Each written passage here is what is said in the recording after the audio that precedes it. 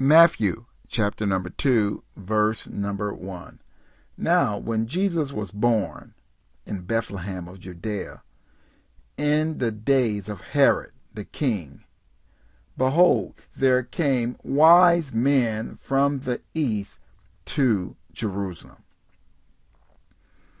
We start out chapter 2 with the location of the birth of Jesus, and it's stating that Jesus' birth was in Bethlehem. We have a shot of modern day Bethlehem. As we can see, it's like any other modern day city with high rises, apartment complexes, buildings with a flavor or a hint at the old city as well.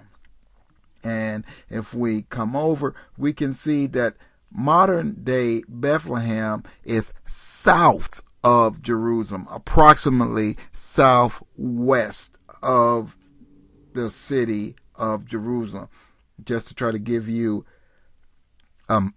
visual understanding of where it actually is in location to Jerusalem. And it says how this all occurred in the days of Herod the king, or Herod the Great. Herod the Great was a brutal leader. He had many building projects. He forced heavy taxes and brutally repressed any rebellion. He built a race course, a theater, and an amphitheater in Jerusalem. He built pagan temples in other locations. Herod the Great had many building projects, but he was very brutal. He reigned with an iron fist.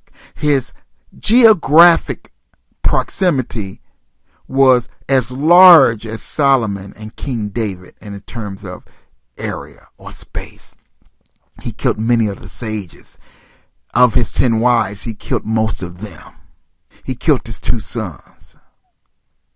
And we're going to learn a little later on, that's not all that he killed. A very brutal person.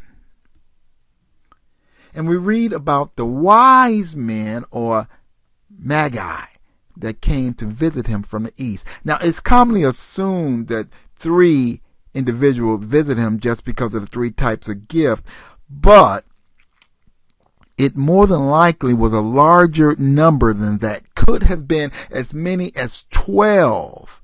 And these was more than likely astrologers. Why? Because they followed the star and they study the heavens.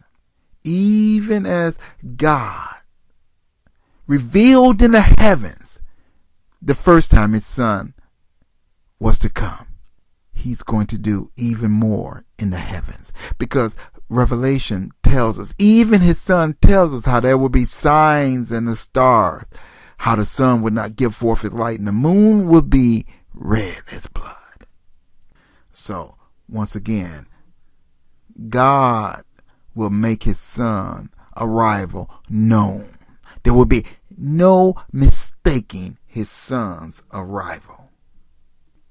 And we can see how in the event of all this, it says, in the days of Herod, in the days when an evil dictator, a man that had killed many of the sages, a man that killed many, a man that would not hesitate to wipe you out, in the middle of all of this, the Son of God was born.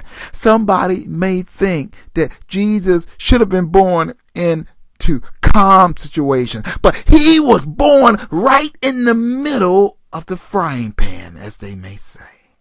Right under the nose of a king that did not hesitate to have him exterminated.